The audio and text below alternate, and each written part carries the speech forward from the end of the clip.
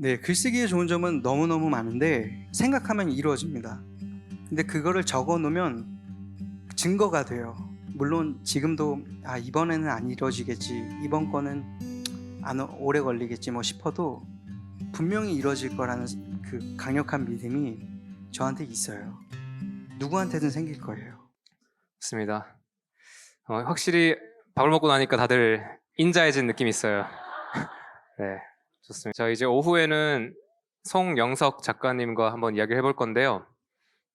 모르시는 분들이 위해서 소개를 좀 하자면 송영석 작가님께서는 에리님의 아드님이시고요. 사실 뭐 에리님의 아드님이기 때문에 그런 인연으로 저희가 만났지만 또 한 사람의 작가로서 왼쪽에 보이는 여전히 지구 끝 때때로 맑음이라는 책을 쓰셨고, 이 책은 영석님께서 그 쇠빙선 아라운호라고 하는 쇠빙선 위에 있을 때 약 380일 정도의 시간 동안 매일매일 쓴 일기입니다. 그래서 그 일기를 에리님의 아드님께서 혼자 쓰셨는데 어떻게 하다 우연한 계기로 그 일기를 책으로 내게 되었어요. 저도 한 사람의 개인으로서 이 책을 읽으면서 많은 걸 느꼈습니다.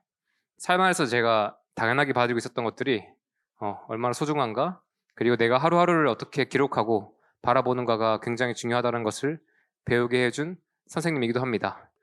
마침 영성님이 지금 한국에 와 있는 이유는 영성님께서 최근에 얼마 전에 결혼하셨거든요. 그래서 영성님께서는 현재 지금 한 3년 정도? 3년 차로 지금 이제 스페인에서 요리를 하고 계시고요.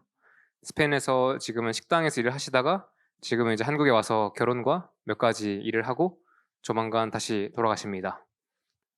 송영석입니다.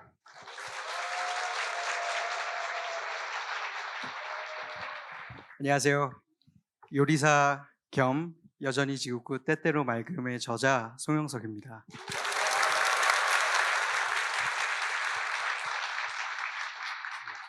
오늘 그냥 영성님한테 제가 편안하게 대화하듯이 아까처럼 대화하면서 영성님이 저희한테 나눠줄 수 있는 지혜들을 조금 나눠보겠습니다. 일단 그 영성님께서 스스로 소개하실 때 요리사라고 소개하셨습니다. 이 요리를 직업으로 선택한 이유를 이야기해보면 영성님에 대해서 조금 더 이해할 수 있을 것 같아요. 영성님은 어떻게 해서 요리사가 되셨나요? 어떤 분명한 계기가 있었다라고는 딱 얘기하기가 어려울 것 같아요. 운명처럼 요리에 딱 빠져들었다거나 그런 건 아니었던 것 같아요. 하지만 고3, 고2 이 시기에 어, 내가 앞으로 뭘 할 수 있을까를 진지하게 많이 생각을 했었고, 그러면서 저에 대해서 생각을 좀 많이 했던 것 같아요. 그러면서 저는 뭔가를 손으로 만들고 그걸 누군가한테 선물해 줄 때 이건 질리지 않고 꾸준하게 할 수 있겠구나라는 걸 알았고요. 그러면은 저희 어머니가 가지고 있는 그 놀이터가 저한테도 놀이터였으니까 그럼 요리는 제가 만들어서 선물로 주는 수단으로 쓰면 되겠다 해서 자연스럽게 요리사라는 직업을 선택했습니다. 그러면 영성님께서 요리사가 되시는데 부모님의 영향이 있나요? 분명히 있었어요. 어머니를 보고 저 일을 해야겠다라고 생각은 안 했죠. 왜요? 학생 때 배운 요리사라는 단어는 이제 하얀 요리사 셰프복을 입고 제가 이해 못할 음식들을 만들어내는 것들이 요리사라고 생각을 했어요. 어려워 보이고. 근데 어머니는 이제 저희 학교 앞 문방구 자리에서 물앞치마에 고무장갑에 고무장갑 끼시고 이렇게 만들어내는 음식들을 보고 그게 존중을 하고 멋있었긴 했지만 그걸 보고 나도 저렇게 요리사가 돼야겠다라고 생각은 안 했죠. 그때는 그 가치를 잘 몰랐었어요. 그 가치를 언제 알게 되셨나요? 요리를 하면 할수록 어머니가 가진 내공이나 너무 모든 걸 쉽게 하시는 거에 있어서 되게 높은 경지라고 생각을 해요. 그러면서 더 존중도 생기고 좀 지금도 계속 깨닫고 있는 중인 것 같아요. 되게 재밌었던 것 중에 하나가 에리님이 저한테 영성님에 대한 이야기를 되게 많이 해주시거든요. 근데 되게 재밌었던 게 이게 그 친구들이랑 같이 스키장 놀러 가는 거죠. 몇 살 때인가요? 제가 군대 막 전역했을 때니까 한국 나이로 23살일 것 같아요. 네. 제가 듣자 하니까 스키장에 놀러 갔는데 혼자 스키를 안 타고 혼자 요리했대요. 그래서 친구들이 스키 타고 내려왔을 때 이걸 준비했대요. 이런 건 유전일까요? 아니면 보고 뭔가 배운 걸까요? 100% 유전이죠. 네, 그렇죠. 이건 누가 시켜서 할 수 있는 것도 아니고 너만 스케치도 하지 말고 요리해라.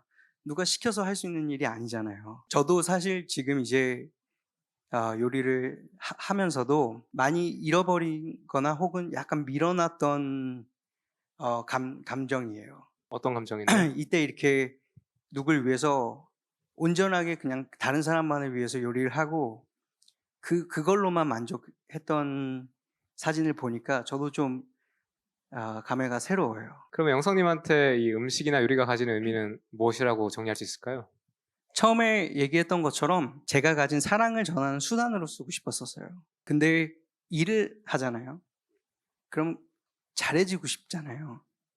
그러니까 잘해지려다 보니까 이제는 단순히 그런 순수한 목적으로가 안 다가가지고 이거를 이 시장에서 혹은 제 가치를 올리는 수단으로 쓰고 있더라고요, 요새는. 그리고 앞으로도 많은 시간은 그렇게 쓰여질 것 같아요. 더 잘하고 싶으니까. 하지만 이제 지금 사진을 보면서 든 생각도 있지만 그 두 가지를 잘 섞어가면서 쓰고 싶어요. 제가 원하는 것도 요리라는 수단으로 이뤄내고 싶고요. 그리고 제가 가진 사랑을 전달하는 아주 올바른 수단으로도 쓰고 싶고요. 영성님께서는 지금 셰프로서는 어떤 여정이 있으세요? 저는 요리 학교를 졸업을 했고요. 그리고 19년도에 대사관, 파푸아뉴기니 대사관이라는 곳에서 어, 요리사 생활을 했습니다. 지금 다 놀랄 거예요. 그때랑 머리가 비슷하죠? 네.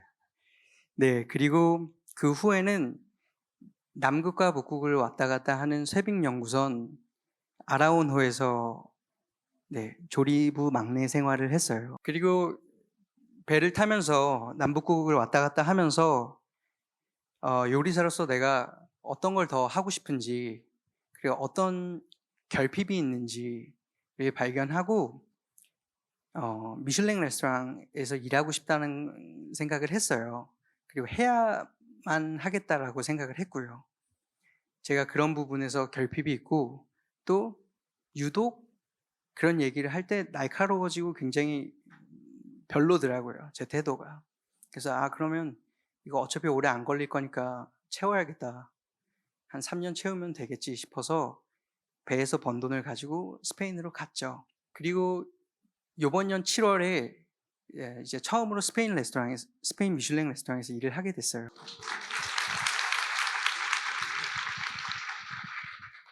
비자를 받고 일을 하는 데까지 제가 원하는 일을 하는 데까지 딱 2년이 걸렸어요. 1년 전 여름 이쯤에 영성님이랑 통화를 했는데 그때 영성님께서 이렇게 표현하시더라고요. 이력서 돌리러 가는 게 너무 무섭다. 너무 힘들다. 또 가야 되는데 갈 용기가 없다. 오늘은 힘이 없다. 너무 발발발 떨린다. 그래서 그때 영성님께서 스페인에 가서 뭔가 이 밑바닥부터 뭔가 시작하는 여정들에서 느끼는 불안감과 좀 어려움들 얘기하시더라고요. 네, 그때 분명히 기억나요. 형님이랑 처음 통화했을 때예요. 그때는 이제 딱 스페인은 이제 월세를 계속 내야 되거든요. 한국처럼 전세 개념이 없어서 벌어왔던 돈 안에서 쓰기만 해야 되는 상황인데 그때 딱 한 2달치 남았었을 거예요. 그럼 이제 일을 해야 되니까 돌려야죠. 근데 언어도 잘 안 됐었고 쉬울 줄 알았는데 그게 안 되더라고요. 그냥 레스토랑 들어가서 카운터에 주고 오면 되는 건데 참 들어가는 게 무슨 지옥문 건너는 것처럼 그게 어느 순간에 또 안 되더라고요. 근데 그때 마침 형님이랑 통화도 하고 글로리아도 도와주고 제 아내도 도와주고 하면서 이렇게 잘 진행이 됐습니다. 그러면서 일도 하게 됐고요. 그래서 이제 영성님께서 그 이번에 한국에서의 시간을 보내고 돌아가셨을 때 처음으로 이제 미슐랭 레스토랑에서 커리어를 시작한다고 들었습니다. 앞으로 여정에서 가장 기대되는 것 또는 걱정되는 것 한 가지씩 무엇일까요? 기대되는 건 이제 내가 원하고 하고 싶은 일을 하니까 비로소 내가 되게 궁금해하고 했던 그 결핍들을 채울 수 있겠다. 이거에 대한 기대가 있어요. 영성님한테 어떤 결핍이 있나요? 요리사로서 결핍은 아주 좋은 퀄리티에서의 재료들 그리고 좋은 시스템을 못 봤다라는 게 저한테는 결핍이었어요. 예를 들면 미슐랭 레스토랑에서 일해본 적이 없기 때문에 당연히 그 레스토랑 수준에 맞는 그 정도의 그 채소들을 쓰겠죠. 고기를 쓰고. 그리고 모든 게 다 돈을 쓰고 돈을 벌기 위한 구조니까 레스토랑은 당연히 그에 마땅한 시스템이겠죠. 근데 미슐랭 레스토랑이라고 하면 약간은 그거하고 멀어져 있는 그 산업이거든요. 그러니까 아주 좋은 거, 아주 좋은 시스템. 이게 손이 10번 가는 일이고 100번 가는 일이라도 하는 게 미슐랭이에요. 그래서 그런 친구들과 얘기를 나눌 때 나는 왜 이걸 못 알아듣지? 차라리 관심이 없으면 그냥 관심 없다고 하고 제 거 하면 되는데 그게 되게 불편하더라고요. 제가 모르는 게. 그리고 너무 알고 싶었고. 그래서 시작을 하게 된 겁니다. 그러면 앞으로 가장 걱정되는 건 뭔가요? 일하면서 걱정되는 거는 사실 없어요. 다 제가 해야 될 일은 분명히 똑같을 거고요. 처음 한 주, 한 달은 모든 게 새로워 보여도 그걸 1년 반복해야 되는 게 일반적인 일이기 때문에 그거에 대한 일을 새롭게 시작하는 거, 그리고 사람을 새롭게 만나는 거에 대한 두려움은 아예 없어요. 다만 이제 결혼을 했고 이 일이 끝나고 이 텐션을 어떻게 집으로 가기 전에 잘 이렇게 조절하고 집으로 돌아갈 수 있을지 그거에 대한 걱정이 조금 있어요. 그 걱정에 대해서 조금 더 구체적으로 설명할 수 있을까요? 혼자 살 때는 우울한 채로 집에 있었습니다. 우울하면 그 우울한 기분으로 집에서 하루를 나름대로 재밌게 살았어요. 예, 우울하면 블루스를 틀고 술을 마시기도 하고요, 대낮에. 그래도 되니까요. 저 혼자서. 제 돈으로. 근데 지금은 감정이 옮잖아요. 제가 우울을 하다고 뭐 애써 나은 척 할 필요는 없겠지만 그것도 너무 고된 일이니까. 근데 그거를 막 뽐내면서 지내는 그것도 참 우습잖아요. 그러니까 일이 끝났을 때의 그 텐션과 이런 걸 어떻게 건강하게 잘 풀고 갈까? 그리고 그걸 어떻게 잘 유지할 수 있을까가 요새 많이 생각하는 거예요. 그러기 위해서 뛰고 있어요.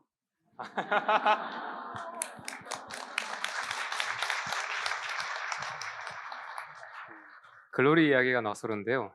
그 제가 영성님이랑 작년 12월에 스페인에서 만나가지고 이렇게 술 한잔 하면서 얘기하면서 많은 이야기 들었는데 그때 글로리아에 대해서 들었던 이야기 중에 되게 기억에 남는 게 이거였는데요. 글로리아가 영석한테 그 영석이 뭐 일주일에 6일 일하든 뭐 얼마나 바쁘게 일하든 상관없다. 근데 집으로 올 때는 온전히 영석으로 돌아와라고 하더라고요.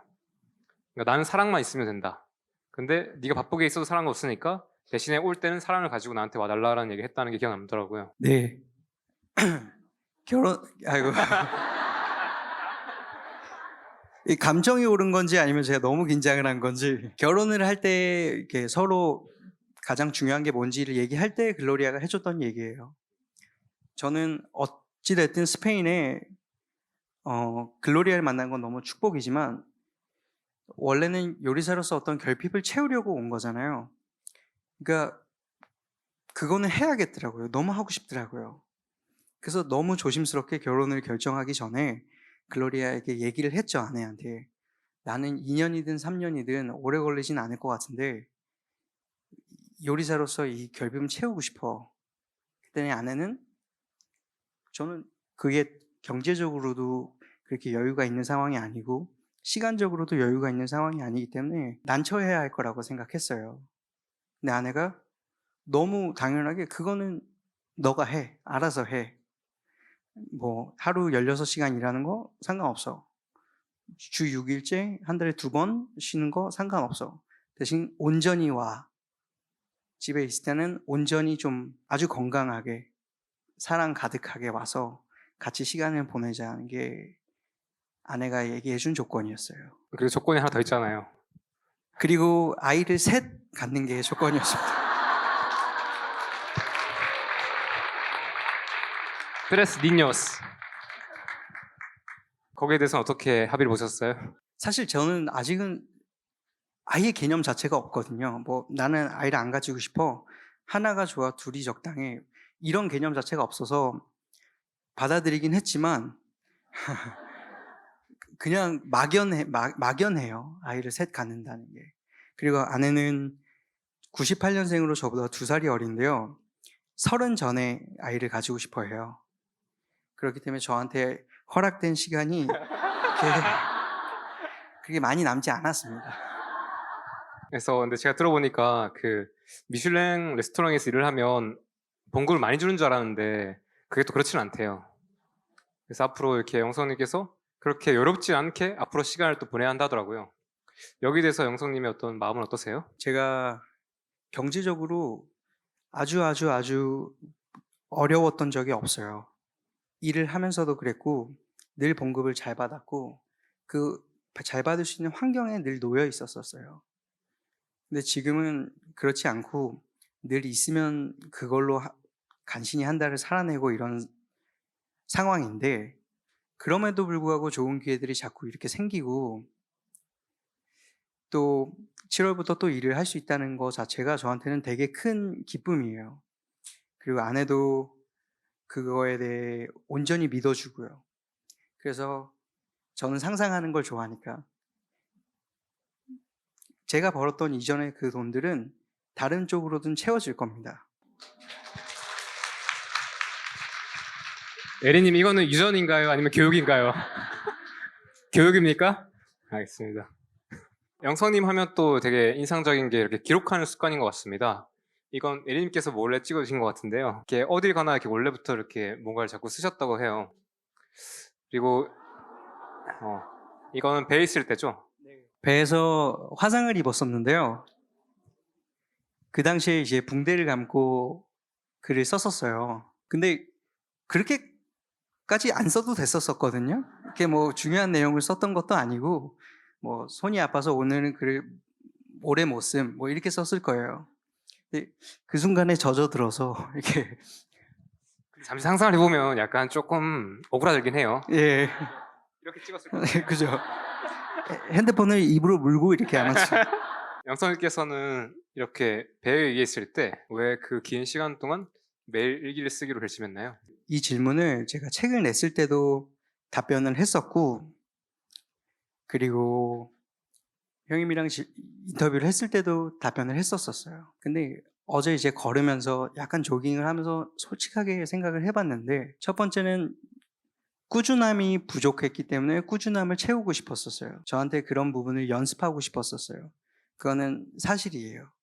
두 번째는 제가 배에 올라가기 전에 제가 하는 일에 대해서 1년을 반복했을 때 내가 만족을 할까? 매일매일 좋아할까? 감사해 할까? 라는 확신이 없었어요. 왜냐하면 주방장에서 대사관 주방장으로 있다가 설거지하는 배에서 막내 요리사로 이렇게 일을 하는데 그 당시에는 뭐 시간이 필요했으니까 그거면 됐지 했지만 내가 1년을 반복했을 때 매일매일 이게 괜찮을까 싶었거든요. 그래서 이거를 다시 돌이킬 수 있는 방법으로 글을 선택했던 것 같아요. 운동은 배 안에서 할 수 있는 날과 안 할 수 있는 날이 제한이 되니까요. 그 글쓰기의 힘이 되게 크다고 느끼는데요. 영성님은 저걸 쓰시면서 어떤 것들을 경험하셨나요? 저 공책에 적었던 글 중에 기억나는 몇 가지 빼고는 아직 안 이루어진 게 없어요. 다 이루어졌어요. 어떤 게 있었어요? 지금 이 순간도요.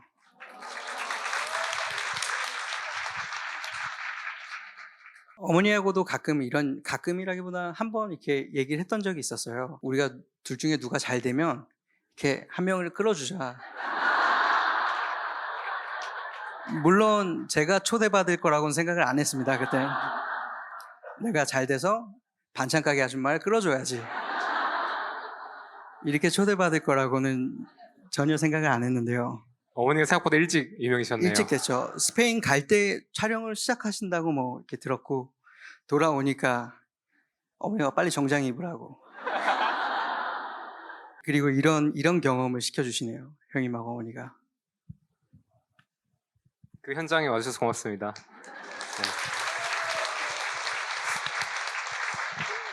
네.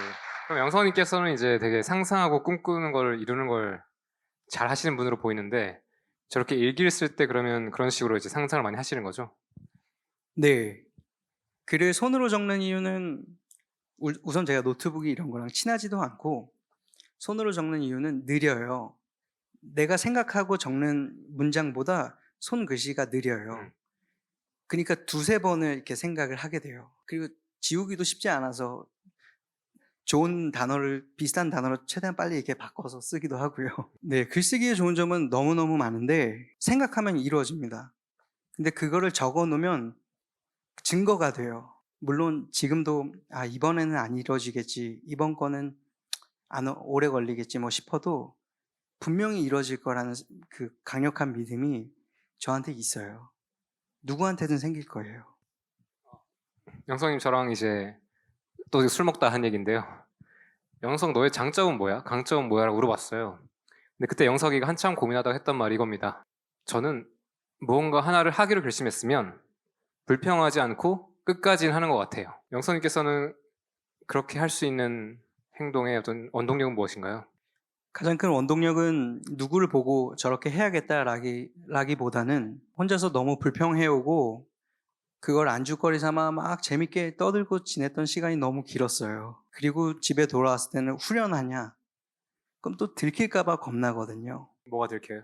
이게 불평인데 정말 부당한 거에 대한 불평인지 그냥 내 힘듦에 여러 가지를 섞어서 내는 그냥 징징거림인지 그걸 이제 오랜 시간 해오다 보니까 이 찝찝한 마음이 싫은 거죠. 그리고 그게 어느 순간부터 멋이 없다라고 혼자서 생각을 하고 그러면 자연스럽게 멋이 없는 행동은 안 하게 되는 것 같아요.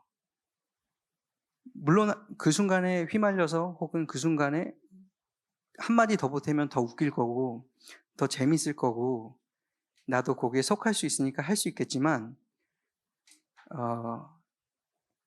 안 해도 되는 것 같아요. 가족에 대한 이야기를 좀 더 파보겠습니다. 왼쪽에는 영성님 이제 아버님이시고요. 오른쪽에는 에리님이신데요. 근데 저거 언제예요? 저게? 저기 군대 갔다 오고 나서 어, 대사관에서 한 26 됐을 것 같아요. 한국 나이로. 전 한 중학생인 줄 알았어요. 이때는 언제예요? 이것도 대학생 때니까 한 24, 23 이렇게 됐을까요? 군대 갔다 와서. 그냥 저는 영성님께서 어렸을 때 그 가족이 어떤 모습이었는지 궁금합니다. 왜냐하면 에리님 이야기는 많이 들었는데 얼마나 조미료가 들었는지 모르잖아요. 다른 가족을 제가 가까이서 이렇게 오랜 시간 지켜본 적은 없기 때문에 이게 유독 특별할까라는 생각은 있어요. 늘 조용했어요, 저희 집은. 지금 생각해보면 안정적이었다고 생각하고요.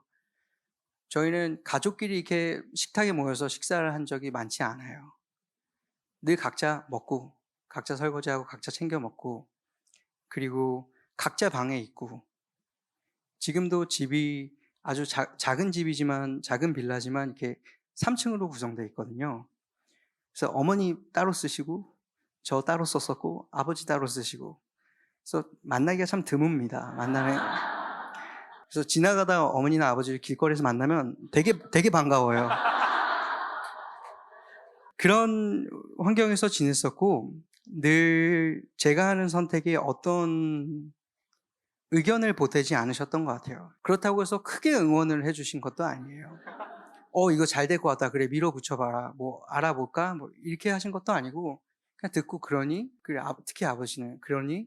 그래, 행복해라. 그게 제 6살 때입니다. 예, 저는 그런 환경에서 지냈었어요.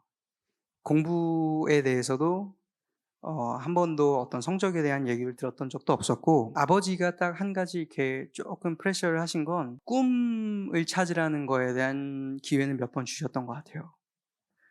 제가 아무런 공부를 하지 않을 걸도 알면서도 기숙학원에 보내셨었어요. 중학교 3학년 때. 이게 웬 날벼락이에요. 한참 놀아야 되는 방학에 기숙학원이라니. 근데 지금 생각해보면 그때도 뒤늦게 좀 알았지만 거기가 재수학원이었거든요.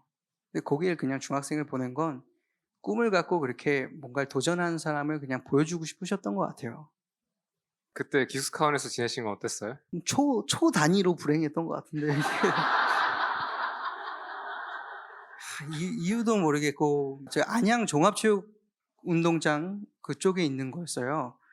아침 5시 반에 기상해서 막 트랙을 뛰는 거예요, 종합운동장을. 그래서 내가 왜? 일단 일어나자마자 불행했죠. 근데 그 뒤로도 거기 안에서도 되게 큰 자극을 많이 받았었고요. 그 안에서 요리사라는 단어를 처음 띄운 건 맞긴 해요. 거기서 요리 학교를 준비하시는 분을 만났거든요. 그래서 엄마도 요리사라고 저는 소개를 하지만 저 사람은 뭘 위해서 저렇게 대학 가려고 밤에 야간 자율 학습을 하면서 이렇게 할까? 그 생각을 갖고 어머니한테 한번 물어봤던 적은 있었어요.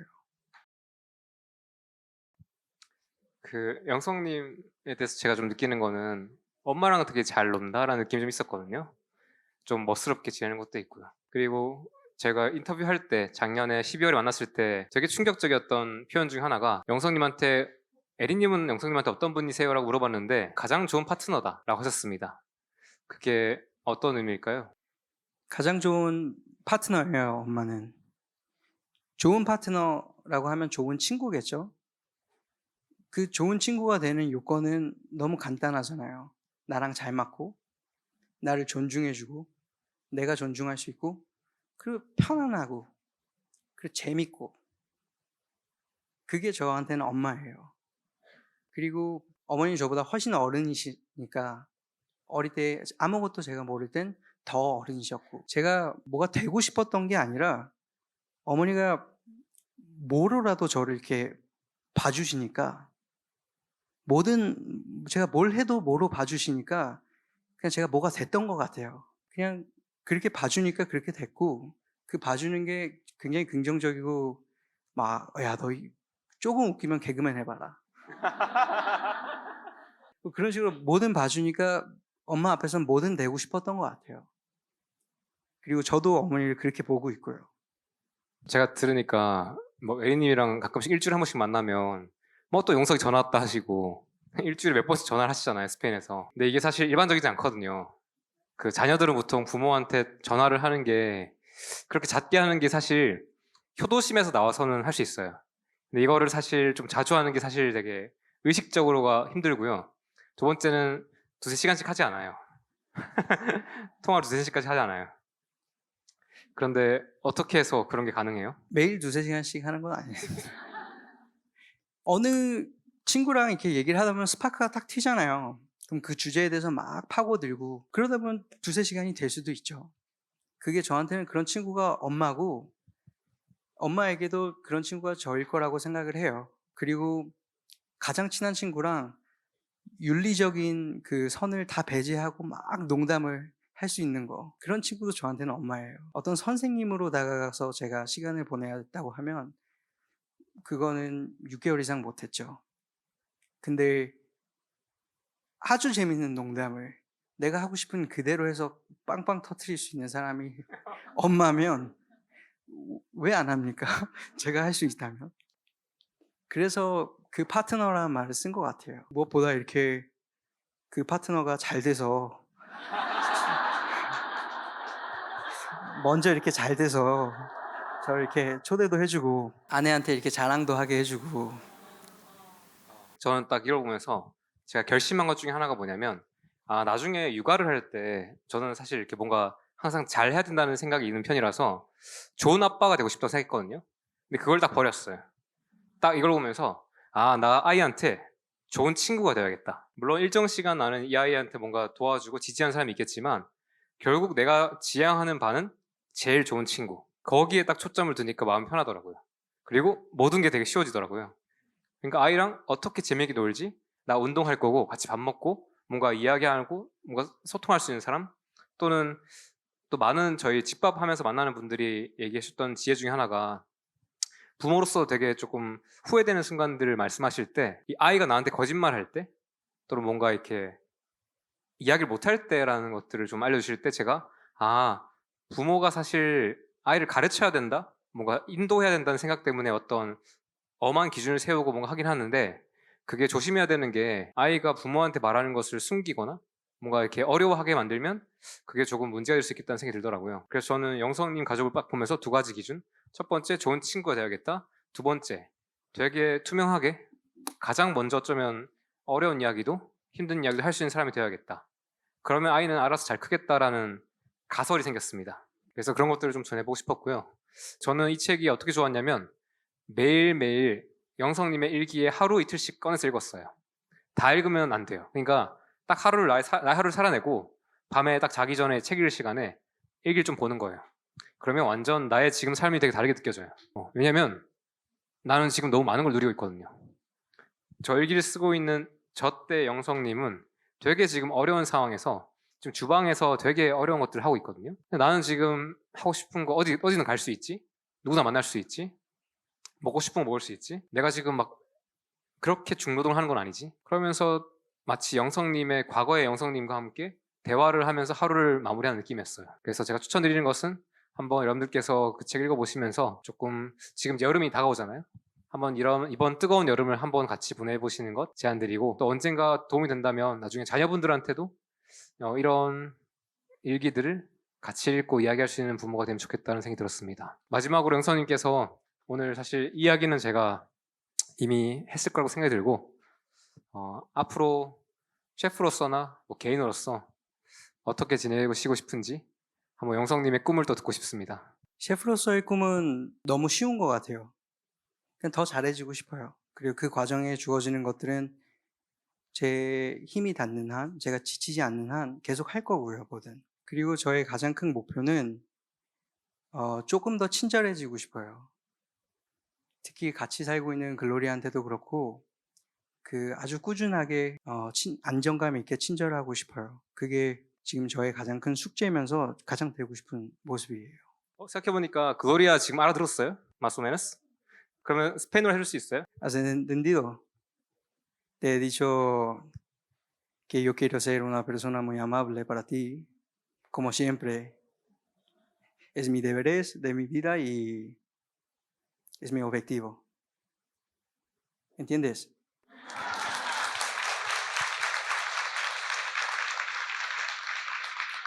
알아들으셨죠? 저도 알아들었습니다. 오케이. 그러면 지금부터 저희가 시간이 좀 많이 지나는데요. 딱 한 3분 정도면 여쭤보는 것들 답변해 보겠습니다. 네, 안녕하세요. 저는 특이하게도 좀 독특하게도 이 최겸님과 에린님을 영성님 덕분에 알았는데 저희 어머니께서 이제 최겸님에 대해서는 항상 말씀을 해주셨는데 뭐 요리든 다이어트든 전 딱히 관심이 없어가지고 아직 근데 제가 너무 불안해요. 요즘에 21살인데요. 나이는 여러모로 불안한 나이인데 근데 너무 불안해하니까 어머니께서 한 영상을 보내주시면서 너가 꼭 보아라 그리고 나랑 대화를 하자 이렇게 영상을 추천을 해주셨는데 그 영상이 이제 두 분께서 나오셔서 좀 풀린 눈으로 이렇게 대화를 하시면서 상당히 전 좀 신기한 영상이었고요. 저도 뭐 그 영상이 너무 불안해서 당장 어떻게라도 뭔가 해소가 됐으면 좋겠었는데 그 영상이 좋았던 거는 뭔가 해답을 말해주시거나 어떤 해안을 주시진 않으셨지만 그냥 같이 불안을 하시고 그 불안을 자기도 이제 우리 모두가 사실 불안하잖아요. 그런 보편적인 불안임을 알려주신 게 되게 저한테는 좀 연대감이 든다고 해야 되나요? 약간 외롭지 않은 마음에 그렇게 해서 그 뒤에도 이제 책임님 영상을 꾸준히 보고 있는데요. 제가 요즘 하는 고민이 뭐냐면 나이가 어리니까 전 실증을 되게 잘 느끼거든요. 제가 뭐 대학을 갔다가 재미없어서 휴학하고 막 음악을 하다가 밴드도 하고 또 재미가 없어지고 이런 삶이에요. 근데 제가 자존심이 상하더라고요. 왜 이렇게 근성도 없고 끈기도 없고 근데 제가 또 반대로 근데 이 나이에 맞게 좀 이게 맞나? 그냥 나를 긍정하고 좀 더 이거저거 해보면서 자유롭게 살아야 되나? 또 반대로는 왜 이렇게 끈기가 없지? 뭐 이런 생각도 하고 너무 자유롭고 싶은데 반대로 겁도 많고 그래서 제가 지금 저한테 필요한 역량이 뭔지 너무 불안해서 미치겠습니다. 끈기가 있어야 되는지 감사합니다. 동감합니다. 같이 불안해요? 그 불안한 걸 해소하는 방법이 있다면 참 좋을 것 같아요. 근데 내가 뭔가 실증을 빨리 느끼는 건 그리고 그거에 대해서 자존심이 상한다는 건 어떻게 보면 되게 좋은 징조가 아닐까 싶어요. 뭔가 새로운 걸 분명하게 알아볼 수 있는 그 방법은 찾아야겠죠. 그중 추천하는 거 한 가지가 글쓰기고 뭐 달리기가 될 수도 있고 그렇죠. 근데 그거는 이제 본인이 맞는 방법을 찾아내는 거고요. 그 자유에 대해서 얘기를 했을 때 저는 새로운 걸 할 때 자유를 느끼진 않아요. 전 제가 잘하는 걸, 제가 하는 걸 아주 잘해야지만 자유를 느껴요. 그렇게 본인이 가진 자유가 다 다를 수 있거든요. 이렇게 모든 거를 아주 여러 가지를 잘하는 사람이 자유를 느낄 수도 있고 어떤 상황에 맞춰서, 그리고 새로운 걸 매번 할 때마다 혹은 남들이 안 하는 걸 도전해낼 때마다 자유를 느끼실 수도 있고요. 찾아내실 수 있어요. 그리고 그거 찾아내려고 들면 그렇게 오래 안 걸릴 거예요.